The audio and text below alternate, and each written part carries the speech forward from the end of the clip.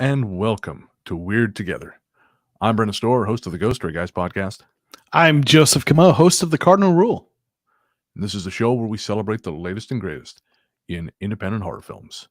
We're not critics. We're not experts. We're just weird together. Joseph, my friend, how you doing?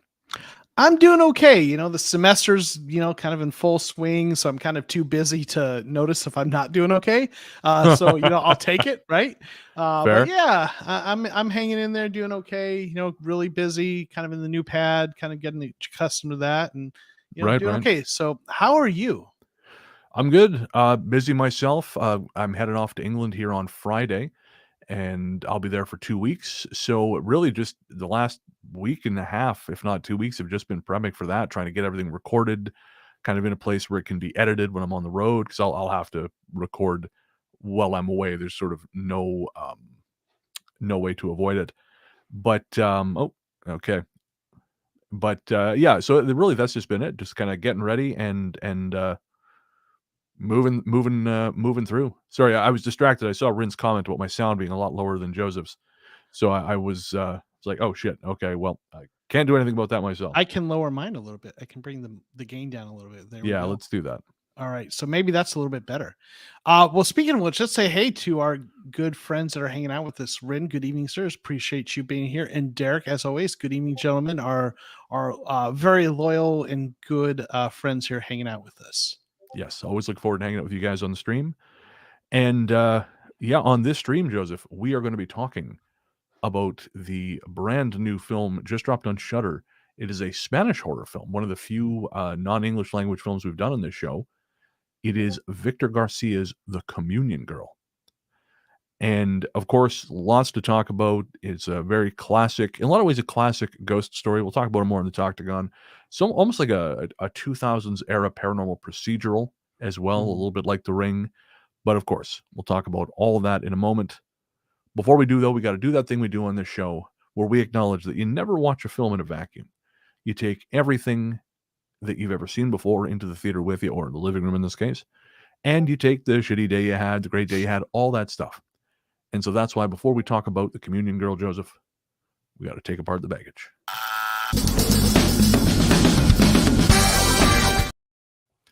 All right, Joseph, what, if any, baggage did you have going into The Communion Girl? Well, there was really just one thing I had going into this, and that is that I'm kind of a sucker for horror that's kind of based in Latino sorts of kind of cultural norms and cultural kinds of folklore. And this is probably part, I grew up, spent my life as a child in Northern California and then Arizona. So, Right, of obviously course. significant Latino populations, friends, family, classmates, significant population of Latinos that I grew up with. And one of the early stories I remember, just like from when I was a teenager, was the story of the Llorona, which we've talked about on here before, which is probably just something about that's maybe one of my favorite kind of folklore ghost stories. And it's probably just because I've known of it for so long, and then how it makes me kind of think of home in many ways. And this was not obviously the story of the Llorona, but it had a very similar sort of feel to it in terms of the type of ghost story, kind of rooted in a lot of similar things culturally. So I went into it really wanting to like it, and just kind of really being drawn to sort of the premise and the material. All right. Well, for me, I had very little baggage going into this, apart from, by God, I needed to find a movie for the stream.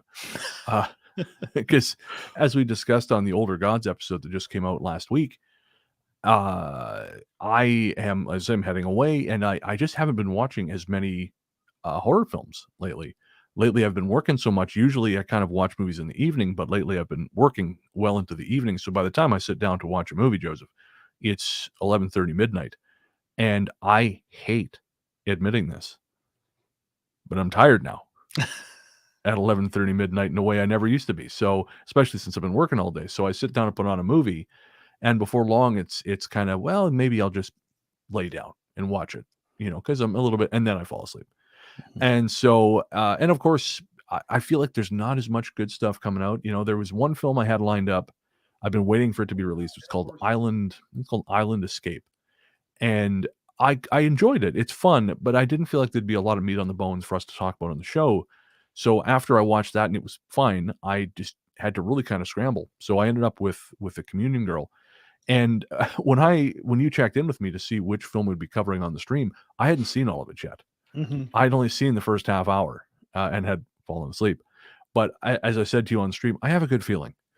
And while we'll talk about how well that bore out in the Toctagon, I that was sort of my biggest thing was that. Although I will say, I'm sort of a little bit of the opposite. I'm not a fan of horror based around Catholicism Hmm. because by and large, I don't think it's very interesting. I'm a Hmm. Catholic. I was born to an Italian Catholic family. I was raised in the church. I was baptized, confirmed.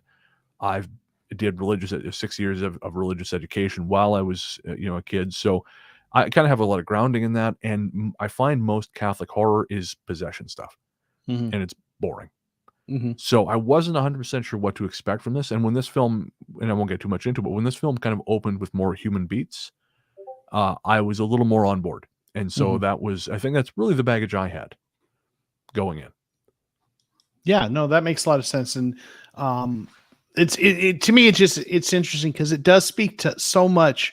And obviously, what I do for work as a sociologist about how our environment and where we come from shapes the way we view things and our perspectives. And it's interesting to hear, whereas for me, just because it reminds me of the, where I come from in terms of region and culturally, for you, your experiences with Catholicism give you a very different frame of reference for this film. And so it's just fascinating to see how that shapes how we feel about it. Yeah, absolutely. And now I'm very curious to know what you thought. And of course, there's only one place two handsome, bald gentlemen like us can have that conversation, Joseph. Yes. And that's a Toctagon. Welcome to the Toctagon. 2 men enter, 2 men leave. I think that young lady gets paler every time, Joseph. Yeah. And when we do the audio only, we don't, actually watch it. So I miss our scary friend, It's when we true. do the Yeah. audio versions. Yeah. She needs to get a little more sun, I think. Yes. So, Joseph, my friend, what were your thoughts on The Communion Girl? They were mixed. There were some things I really liked and some things where I think it let down. Let me start though. I think with kind of building on something you just talked about. I think one of the strengths of the film, you talked about the human beats. I feel like the characters and the human stories and the acting were better than most horror films of sort of this tier, if that makes sense, in Sure. terms of a production and budget that we see. I felt like they did a reasonably good job developing these characters and these families. And I thought the acting was solid, and some of the other things too, like certainly cinematography and such. But yeah, I think some of the human stories were kind of interesting and reasonably well done.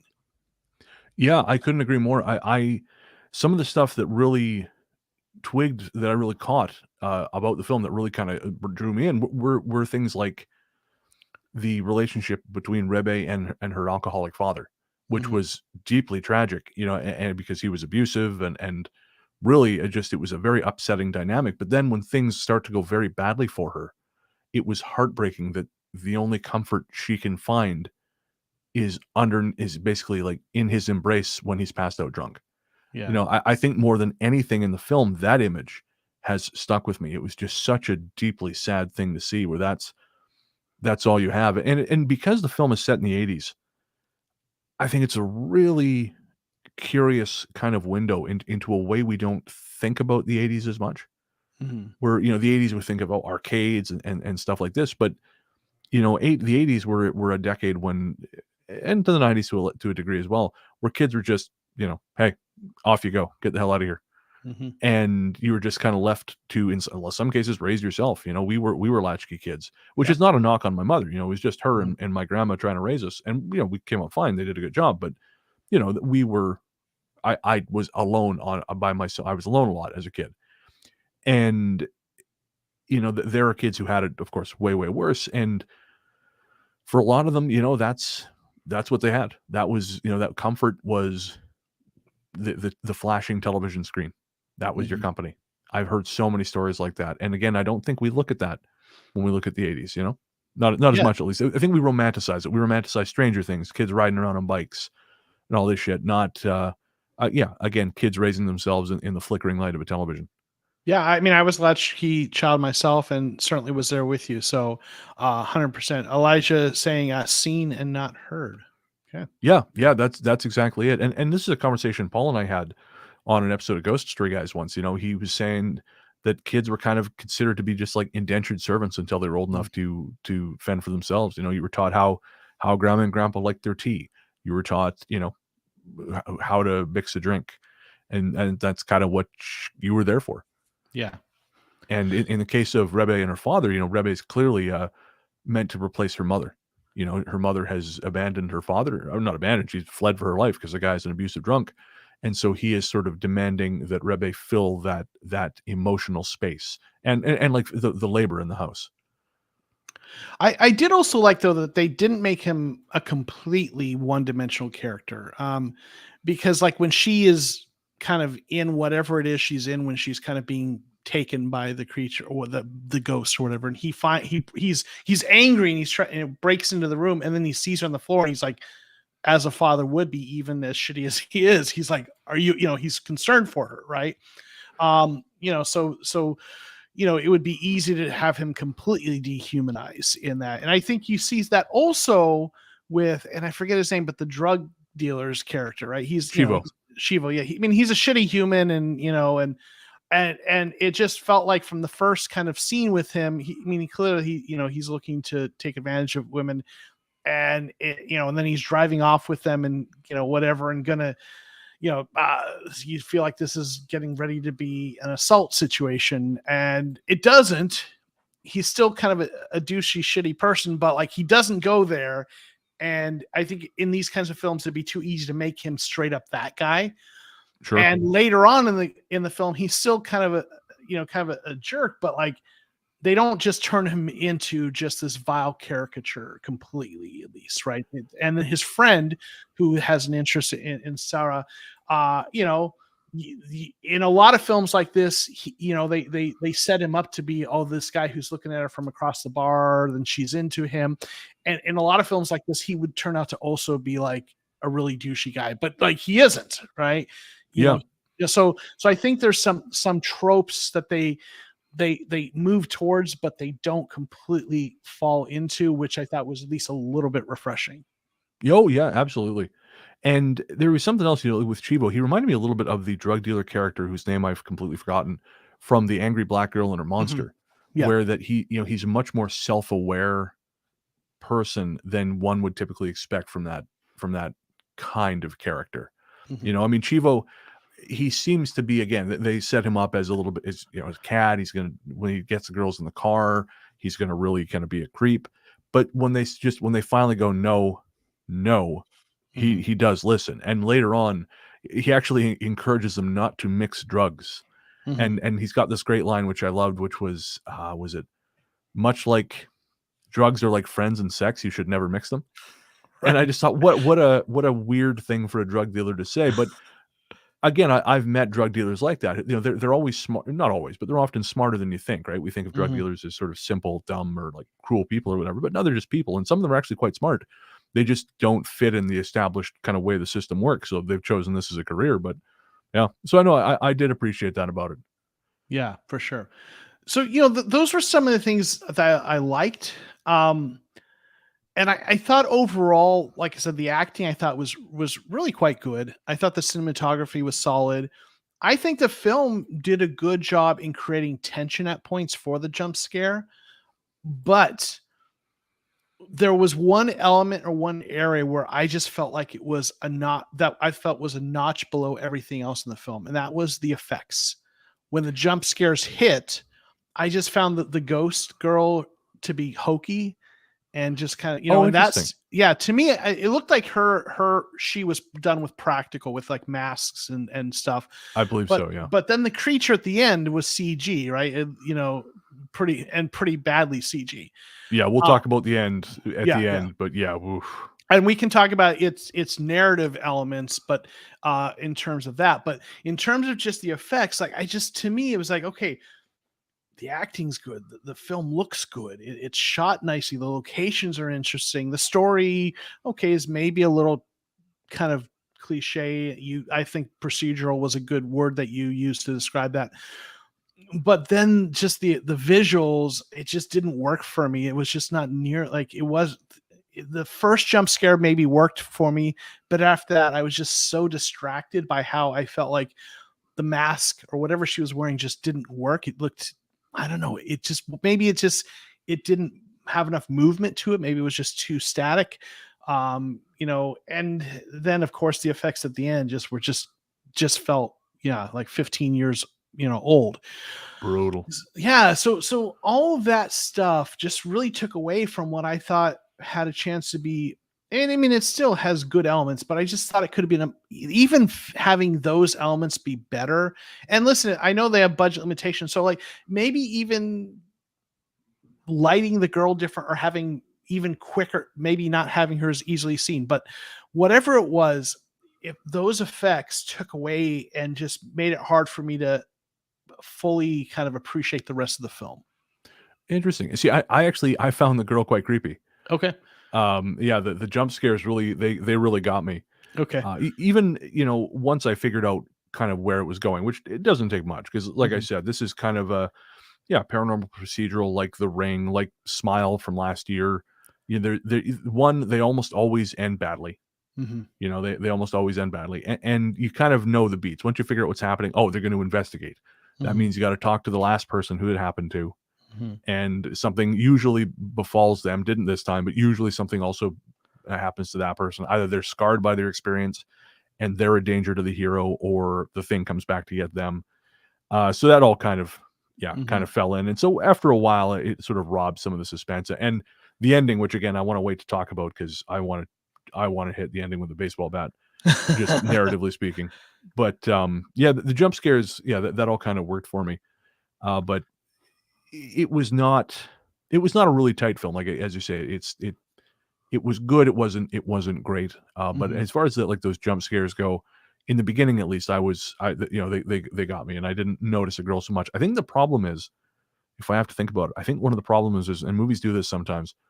Actually, this was a problem with Allegoria too, is they hold on the thing too long. Yeah. And if you hold on it too long, you really have a chance to examine it, and that's not good because you have to. You can't be able to think about it too long. Yes. Like there was that, again, as much as I loved Allegoria, when what's her name, Chrissy Fox turns into the monster, and they just hold on to it, and you're just waiting for the monster to go, okay, so tell me about you, right. And that's not a good place for a horror movie to be. Yeah, and I remember that was something we talked about there. There's some scenes where in Allegoria it did work. Like I think we talked about the one where he's sitting next to the creature on the sofa. That one worked. But when it's supposed to really terrify you and jump scare you, it doesn't work. And Derek agrees with me. The eyes were the worst part of her look. He didn't like that. Yeah. Elijah has a question based on what you're talking about. How do you feel the jump scares now compared to suspense builds of films from the 60s and 70s? I mean, they're very different. I guess that's kind of a duh answer, but hugely different. I mean, you look at stuff like the Giallo film or the Gialli films of that period, the sort of precursor to the slashers, and they're really just all about kind of not necessarily just tension, but like the look of the kill. It's all kind of like the gore effects, because that was kind of pioneering all that shit at the time. So it was very much like, oh, it's so gross, we're cutting them open, or they're this is happening to the human body, and or like Lucio Fulci. I mean, it's not a slasher, but like with Zombie, every time he had a movie, there was like eyes being punctured, right? And of course, the famous eye puncture from Zombie. So I feel like that was kind of the point of the exercise then. They didn't do jumps the same way, and I kind of feel like jump scares have become the same thing. Joseph, how they've with music, all music has gotten louder and louder because they have to kind of compete. And I feel like the same things happen with jump scares. It's not necessarily about the effectiveness of like whether it serves a story or not. They just turn up the volume. And I think like a really effective film will draw you in, make you expect that, and then change up what it's giving you. Like that one I told you about, Gonjam Haunted Asylum. Yeah, I watched There- it. yeah. There's a great one in there where they build it up and they build it up, and you're waiting for it, Mhm. but it doesn't come. So yes, short, TLDR basically. I think you're more likely to get, like, now is more about it. Everything's more compressed. Movies are shorter generally. They got to get shit out there. They got to scare you faster. So there's not they don't have time for the build in the same way, and also audience expectations are different. People, like, we've seen bodies taken apart in every conceivable way on screen, so you can't just show that and have audiences be shocked. You have to, like, jolt people. Yeah. Now, speaking of sort of kind of where horror films are now and kind of the predictable nature of it and some of what well aptly described as procedural, I also look at this film, and even though I love, like I talked about, sort of the horror rooted in Latino kind of folklore, it still at the same time felt like it was maybe an attempt to capitalize on the popularity of some of the Conjuring universe stuff. And like, it's like, okay, well, they took the nun and a doll and kind of put them together, and we get the communion girl, right? It's like it's the worst of both worlds or something, and they took I don't know. elements Annabelle of was both. pretty shit. Yeah, that's true. Yeah. But they take both the Catholic, I just almost imagine like someone in a room like, well, what if we get the Catholic thing with the nun and the doll and put them together, and we could have the communion girl. And maybe I'm not so jaded as to believe that's exactly how it went, but in some ways it does feel like just trying to see if we can kind of thrust these two things together into one new film, one chimera. So I'm mixed on that, because I think it's possible, but at the same time, I mean, the Warren amalgamation. yeah. I think that communion dolls, like, this is such a culturally Catholic thing. Like, communion dolls are a thing, and creepy dolls are a thing. I mean, if anything, I would say this is more of a Catholic horror film than Yes, that's fair. either of those things. Like, I think the nun just uses Catholic things as a trapping. Mhm. It doesn't actually, like, faith doesn't really come into it. Whereas I feel like this sort of has a lot in it about community and faith, and like one of the most interesting parts to me was the fact, and it's completely betrayed by the absolute dog shit ending, which, again, we'll talk Mhm. about it later. But the the fact that what's her name, the little girl's mother, I can't remember the little girl's name off the top of my head, um Marisol's Yes. mother at the beginning, she's trying to find her daughter out when all the kids are getting their pictures taken for communion, and she says, I told her not to play in the ruins, she should play here with the dolls. And of course, as we discover in the end, I mean, the doll is actually the dangerous thing. Mhm. And I think that's such a great statement, that we tend to fear the thing outside. We tend to fear, oh, don't go to the ruins, stay Yeah. here where it's safe, but here is the danger. Most people, when they are subject to violence or misfortune, it's coming from someone they know. Mhm. And I think true crime stuff, and maybe not just true crime stuff, but I think so much of our culture, we're like, oh, we got to worry about the outsiders. It can't be the people here. The people here are good people. And that's, again, that comes up a ton in this movie. You are from outside. People from outside, we got to worry about them. People from here, they're okay. We'll tell you who are okay. And in Mhm. actual fact, none of it is correct. The people you have to watch out for are the ones who claim to be nice. Anyone telling you I'm a good person, you should be immediately suspicious of. And I Mhm. kind of felt like that was really well communicated in the film. And I feel like that's just a cultural thing that is not present in Annabelle, Number Horseshit, or The Nun. And believe me, I love The Nun. I think The Nun's a Mhm. great movie. Annabelle, not so much, but The Nun I love. But again, I just don't think it has the same grasp of that culture. Derek makes a good point. If you add the water elements from this film, you can also add that bad Llorona movie from the right. So it's like you got three bad movies kind of Yeah. And kind of merged together. and I got to say, that was also in the Conjuring universe, that Mhm. La Llorona film, and that was terrible. Let me just say this: as much as I love the lore of the Llorona, I started watching that film and didn't finish it. Yeah. That's how. Right. Wait, no, no, there's two. There's the one on Yeah, no, Shudder. the one I know the one. The one that's in the Conjuring universe, I started watching, couldn't finish. There's Right. the other one that I love, that is a reimagining of it. And I think I kind of boosted that in Oh, you one did? of our Yeah, yeah, yeah. episodes. And that one where it kind of reimagined it in the story of revenge in a war crime sort of a context Right. was an absolutely fantastic movie. Right. Yeah. That I remember that now. Yeah. Mhm. Funny enough, just on the subject of the Catholicism thing, Yeah, yeah. there was a moment in the film right at the beginning that just made me squirm, and it had nothing to do with horror, and it had Mhm. everything to do with two girls whispering in church. Okay. Because obviously I was raised, Catholic, and I had to go to mass, and Mhm. you don't do that. Mhm. You don't do that. That was giving me anxiety. These girls whispering loudly in church, and I'd say, "No, the priest can hear you. You don't do that. The priest can hear you." And of course, they get scolded. And oh man, it just made me twitch. You don't talk in church.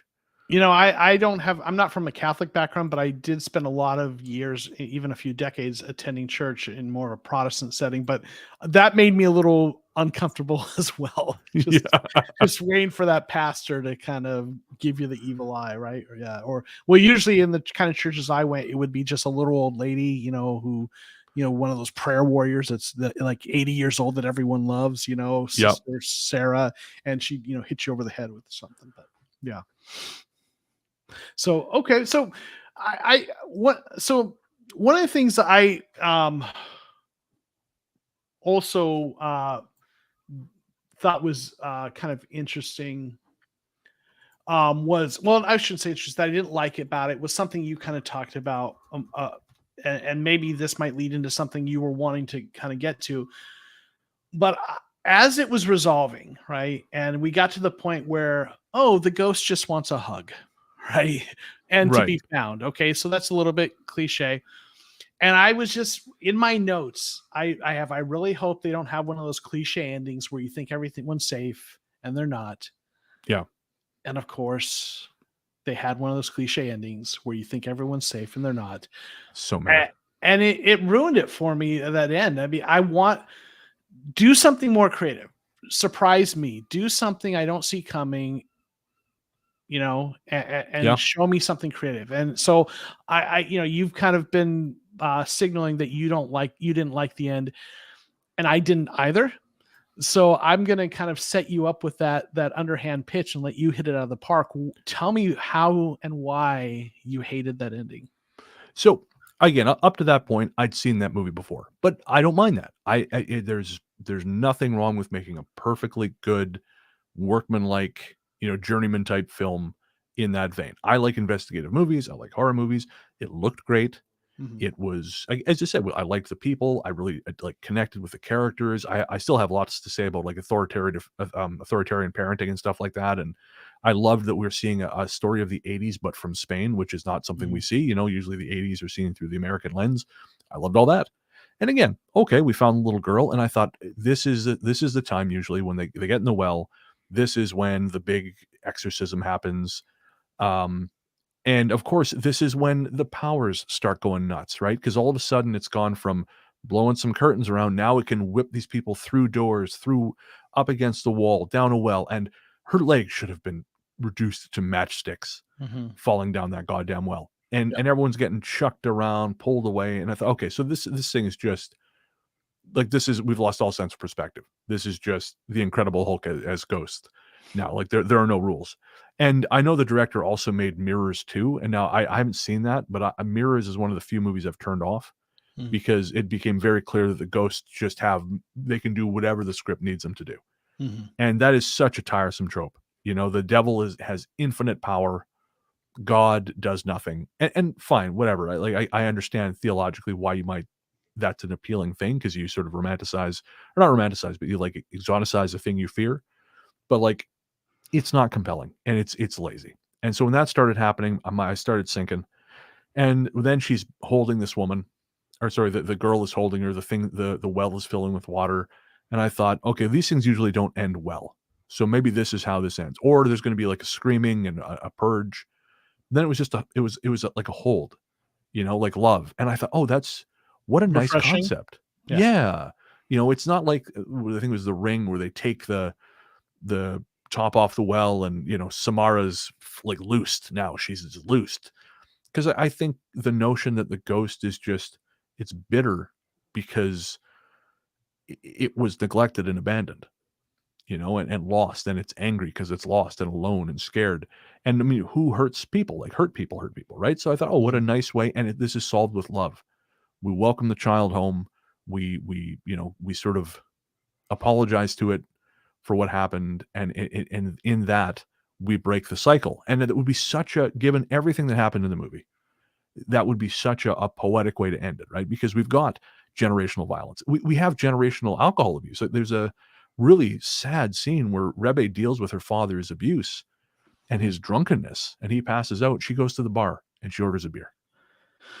And it's so sad because I've seen that. I know a guy, and I have to be vague, but I know a guy who has an alcoholic parent, and he used to say he would go home to see him, and he would tell me, "Oh, I got to go see my parents. I got to have to get drunk before I do. I'm so sick. My dad's so disgusting."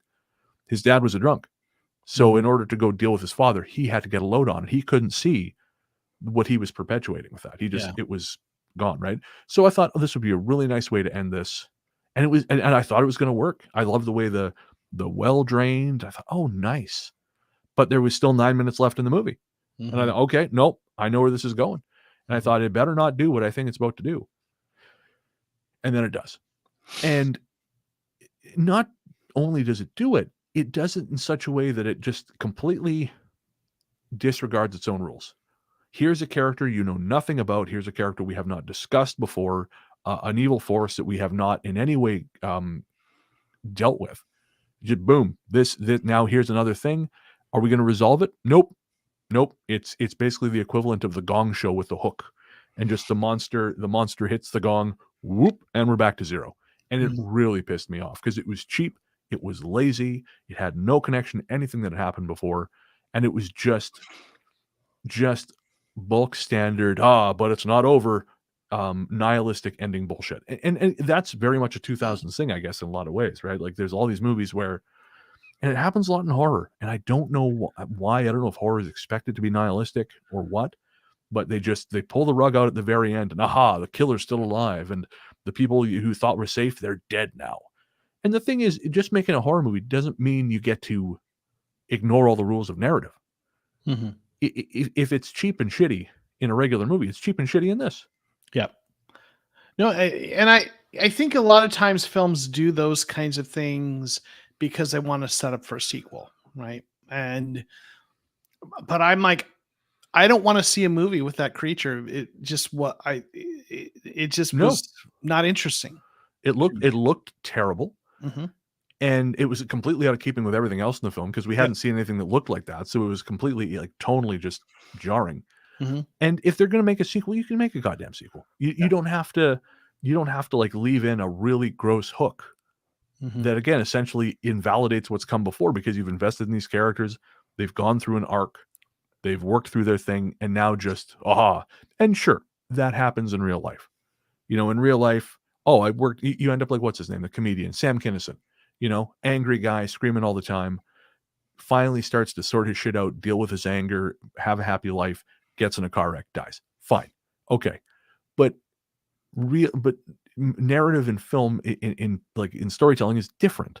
It can't be arbitrary bullshit. Like, do you remember the movie Remember Me? With Robert Pattinson, and I can't remember who played the female lead. I don't know if I ever saw that. Well, you're not missing anything. There's one thing that makes it memorable, and that's, if I remember correctly, the love story wraps up, they resolve their shit, he goes to work in the Twin Towers on September 11th.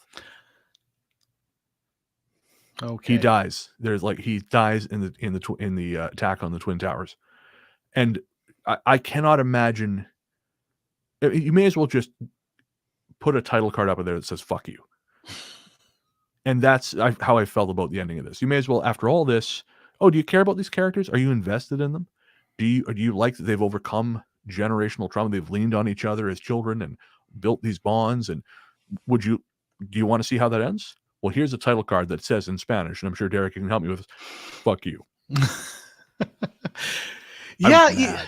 No, okay, I can tell. You are definitely, this is a side of Bren I don't normally see in these, and it's interesting. Yeah, I think I might lose the Toctagon match this time, right? Because you got a little extra something you're bringing. Yeah, no, I think that makes so much sense. It really just invalidated much of the film. It just all like there was, again, the characters, we liked the characters, they were well done characters. So I was probably more invested in these characters than I am in many horror films we watch. And yeah, they just kind of took a shit on that, right? And I, it's one of those things where it seems like so many directors are scared of having a happy ending. Like you're not allowed to do that or something. It seems like, and not that you should chase the happy ending either, but like sometimes it just makes more sense for them they made it. They survived. Like not everyone survived, but these ones survived. And the story of the resolution of the girl, and all the things you talked about so eloquently there, to me is a much better ending than this ham-handed sort of thing that they threw at us. And you wonder what was the motivation to do that. I don't know. I mean, again, are they trying to set up for a sequel? There's other ways you can do that. You don't have to do it in that way. Are they just trying to have that fearful ending or that tragic ending because they feel like they're supposed to? And I don't know, be different, have a happy ending once in a while. Yeah, I'd be curious to know what the original script was like. Yeah. Whether it went through sort of iterations and whether there was a sort of like an original version that was, no, this is how I want it to end. I want to subvert those tropes and have it end with, we're not ending with a battle, we're ending with a hug. And because this is how you end these cycles of violence. Yeah. And so have some jamoke come in and say, well, sure, that's how you end cycles of violence, but also, cycles of violence never really end. So there has to be a monster and a sequel, and because there'd be some half-assed way to justify it story-wise, but I'd be curious to know, or if it was always just this stupid ending. Let me throw this at you. And Rin's saying they should have tried to be different in a different way. Yeah. Okay, so let me pitch a different ending that is the happy ending, but it's a little cliche. But tell me if you would have been okay with this ending. An ending where you see them going about their life, and then there's a shot of a dog at some point getting the doll, and then running away with it, with the implication being that the doll is going to end up with someone else now. That would be fine. I mean, I think that even that would be difficult because we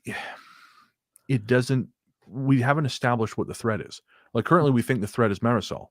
Yeah. So if we resolve Marisol, but the doll is still an issue, then we have to set up, if they had done the end bit where Marisol as a little girl finds the doll, and then all that shit happens at the beginning, where we set up the doll was a threat to Marisol as well, not just Marisol somehow imprinted on the doll, maybe then that would have worked.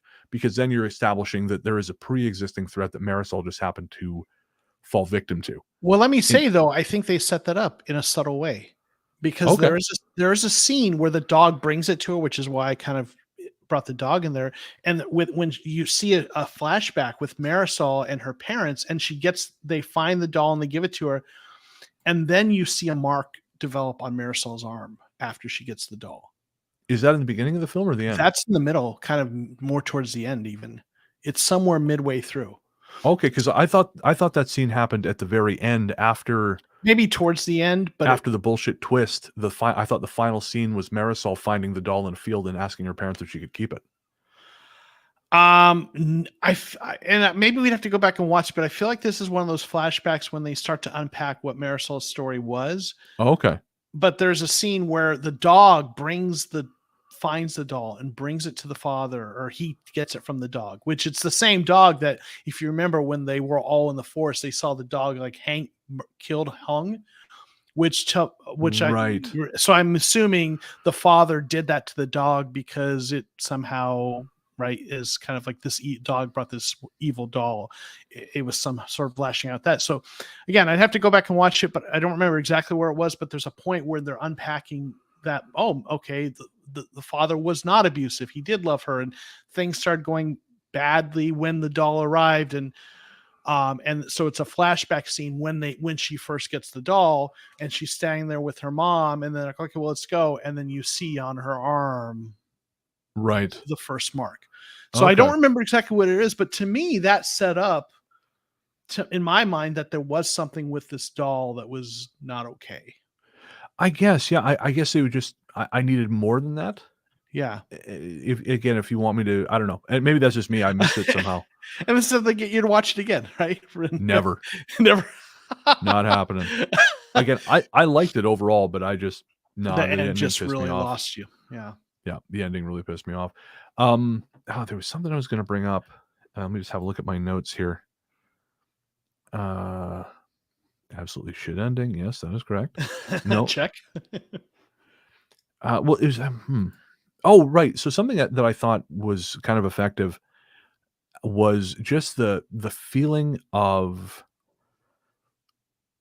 the Marisol's mother and looking for her daughter and her fear.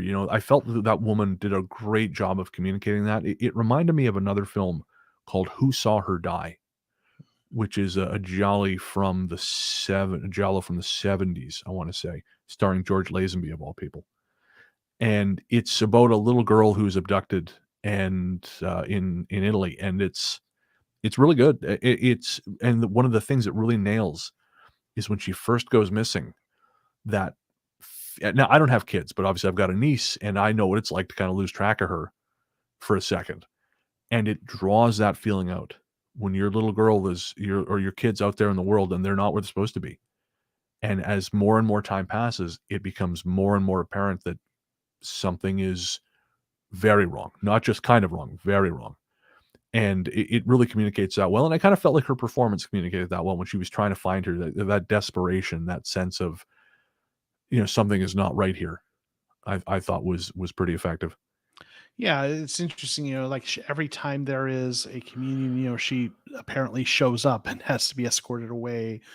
So that's kind of interesting. And it first sets her up almost like you think, oh, is this a crazy person who's here, and what is that? And then later when they go to her home and visit her, you see that she's not a crazy person, but she's a person who's, obviously been through something traumatic, losing her daughter, and hasn't gotten over that. And so she kind of toes that line a little bit there and plays that well. So yeah, no, I see that. And certainly as a parent, that is the scariest thing you can imagine. So the idea Yeah. of that possibly happening.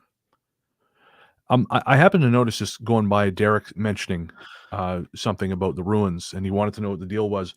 And I actually think that was just a consequence of the location, Derek.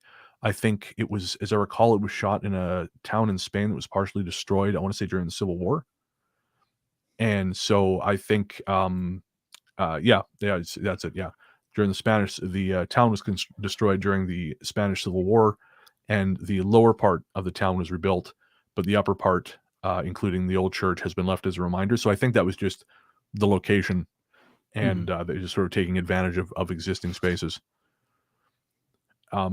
I want to go back though to again something I really thought this nailed, something that really kind of spoke to me, not because I'd really dealt with it, because I didn't have restrictive parents. My mom, my dad wasn't around, but my mom wasn't restrictive. I was kind of very much allowed to sort of do my own thing. So I've always been a very like kind of self-regulating kid. But this again, that's something I feel like the 80s really, and might still be, but I feel like that's what I associate with the 80s is this really overly restrictive parenting. Where Sarah's parents, her dad is needlessly cruel to her and needlessly authoritarian because he thinks that's what she needs. But it's because I think he feels guilt for not being around. And so he feels like in order to make up for his absence, he has to be an authoritarian. And I think it's just a terrible way to parent because your kids don't trust you to be reasonable. And if your kids don't trust you to be reasonable, they're not going to trust you when things go badly for them. Yeah. I'm sorry, go ahead. Oh no, and while Sarah's father was obviously Rebe's father was physically abusive, Sarah's parents or her father was almost as bad because she couldn't trust him for different reasons. And that really, really resonated with me. Again, just this idea that parents really kind of failed kids can fail kids in a lot of ways, and sometimes in ways that they think makes them feel good. It makes them feel good because they think they're doing something right. Yeah. I just thinking, like, just sociologically trying to put together why that might be, thinking about the things that the parents in that era went through, and just kind of the various cultural influences. And, I mean, obviously I'm going to be thinking in a North American context, but you think of, okay, a lot of the parents who are parenting in the 80s, basically, this is parenting our generation, basically kind of grew up in the 60s themselves, a lot of them. And, certainly the counterculture and hippie movements and a lot of that. Maybe some of those parents just thought about, what they were doing when they were teenagers and didn't want their kids, kind of doing whatever they did. But I also think about when I was that age, that was the era when, like, it became part of, like, child abductions became a major part, and news of that and stories of that, and television shows made based on real stories of children who'd been abducted and kidnapped. That was I remember that being a major part of kind of the cultural fabric of the time, and just being fearful of getting kidnapped. And certainly the what was his name, Walsh, who did that television series. Yep. And his son Adam Walsh, I think it was, I believe, who was kidnapped, and that's how that he kind of as the father of him in the story, and that's how he kind of came to be known. And I remember there was a document or drama show based on him. John Walsh, thank you. I remember there was like a TV miniseries or something about that. And so parents fearful of children being abducted, and then you add to that the satanic panics of the time as well. These fears that there were satanic cults that were abducting and murdering people, which was not at all true. I wonder how much of those kinds of things, paired with parents having to increasingly be dual income, both having to work and not being able to be there, so wanting to be extra strict to sort of create a more rigid kind of culture or environment at home, where kids, they couldn't be there to watch them, so they laid down the law and were more authoritarian. So I wonder how much of those things influenced that era of parenting. I'm sure, yeah. And I think too, if we go back to this notion of kids being accessories and kids being, you're considered to be like a particularly expensive pet until a certain age. So I think you can just, oh, well, you'll do whatever I tell you to do. Nothing in this world works like that. Mm-hmm. Nothing does. It's idiotic. And again, I understand why they might parent like that, but it was just sort of a fascinating time capsule. Cause I think, well, maybe attitudes haven't changed. I was thinking about, like, policing, like all the data suggests that really harsh kind of broken window style policing just breeds more violence, which is not to say you let everyone have free reign, but acting like, there's sort of that conservative wet dream of like the iron fist ruling everything, and that will make it okay. Like, all we need is ultimate control. That's just a dream. That doesn't work. Nothing works like that. Mm-hmm. And so again, I think I understand the reasoning for it, but I was just sort of I don't know, like, I don't know if parenting is still like that. Obviously, I don't have kids, but I certainly knew people who were raised that way, and I don't like the people I know who were. I don't think it improved them as people. I'm trying to think of some of the guys I knew who were like, I knew a guy who, he had a certain amount of TV time he was allowed, healthy snacks only, and so on, and that guy still drank and screwed his way through his 20s and 30s, just because he was trying to find his place in the world. It wasn't like a bulletproof vest for the troubles that were going to come his way, Yeah, I think, and I'm a parent, but my children are still young enough that I haven't seen how badly I've messed them up. So we'll see. Check in 10 years, right? My sense as a parent and as someone who studies human behavior, and knows a little bit about some of these things, but maybe not as much as I think I do. I think it's the disciplinary style has much less impact on who the person becomes, and then does the kinds of behaviors and ways of acting and thinking you model and project, encourage and demonstrate and just kind of your relationship with them. And I mean, I'm kind of a strict parent. I mean, and I can, but I'm also a very loving parent. Like I tell my children that I love them, and I sit with them and watch TV with them. And so I pair those things, but I also know of parents who are very strict and think that's how they're going to keep their kids, out of trouble or whatever. And their parent or the kids end up resenting it. Right. So because they didn't balance it with the kind of the nurturing side that was necessary. So I mean, obviously there are extremes. If you are far too lenient or far too rigid, that can cause problems. But I think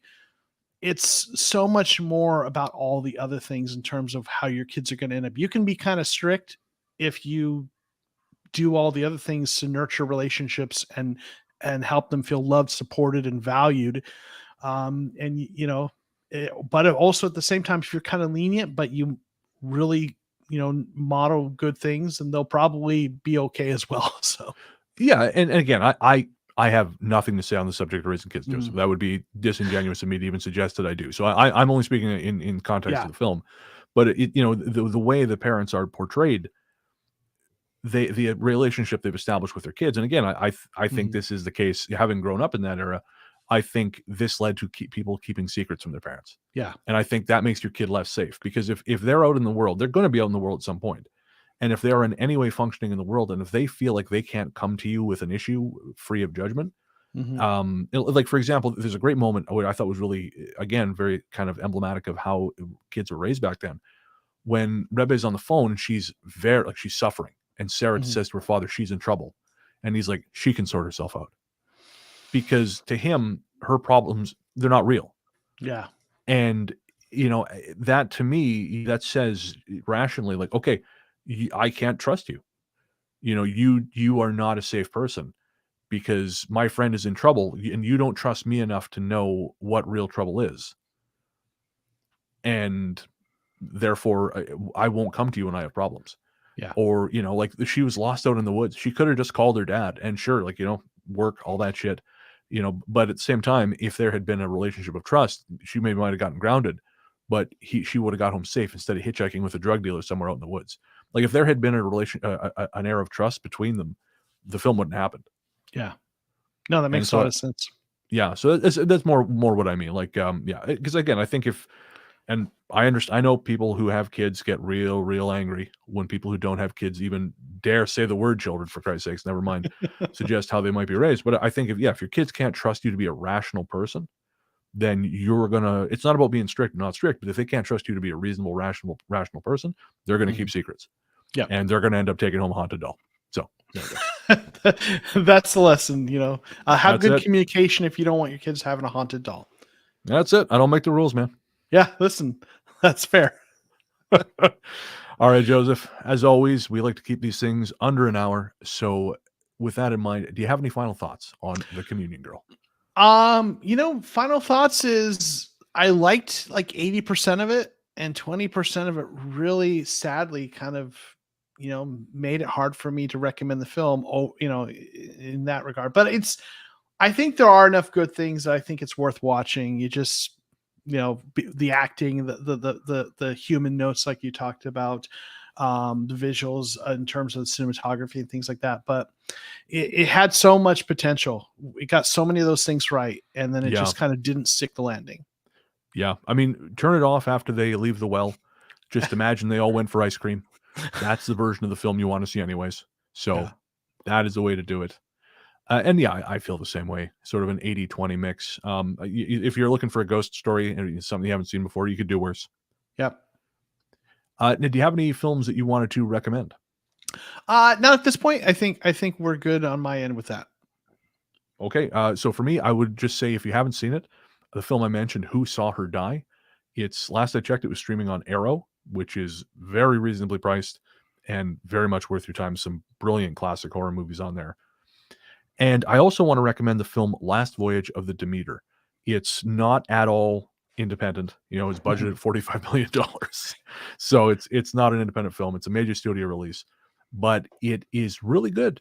and it just sank in theaters, which is a shame because we don't get monster movies like that very often, and I really, really enjoyed it. So yeah, check out Last Voyage of the Demeter.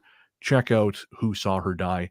And you know what? What the hell? If you want to watch something that's not going to challenge your brain too much, but it's going to help you kill 100 minutes, watch Island Escape. It's available for rent everywhere. And it's not a masterpiece, but it's a fun time loop movie that, again, I didn't feel was a great fit for this show, but it is still just kind of fun to watch and zone out to. Again, not high art, just fun. And where can everyone find you online, Joseph? Well, you can find me on Twitter at JOKOMO13, JOKOMO13. And then if you happen to be interested in NFL football, my other thing, you can find the Cardinal Rule on YouTube.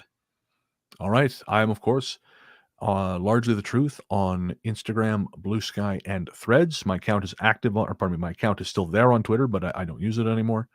You can find me on the Ghost Story Guys podcast, co-hosted with Paul Bestel of Mysteries and Monsters, and that's everywhere fine podcasts live. If you're listening to the audio version of this show, make sure to check out our monthly live streams. That's where we're recording this. They're a ton of fun. We love hanging out with our listeners. And yeah, follow us on YouTube. Follow us on, we're not really on any of the social media, but yeah, you can reach us at weirdtogethershow@gmail.com. I think that's right. Is that right? I can't remember which one it is. It's either weird. Sure. It's either pod or show. Let me just check real quick before I give anyone bad information here. Weird Together Show. Yeah, weirdtogethershow@gmail.com. You find us there. All music on this show is composed and performed by The Revenants. The Revenants are a project of Boston-based musician Elliot Wilder. You can find their stuff streaming everywhere you get your music and at therevenants1.bandcamp.com. Our theme song is Rest in Peace, also by The Revenants, and that is from the album Music from Big Beige. So screwed that one up, Joseph. Yeah, not going to be in the audio version, though. So no. No one will ever know. Shh. Until next time, remember, we're weird. And you're weird. So why not be weird together? Let me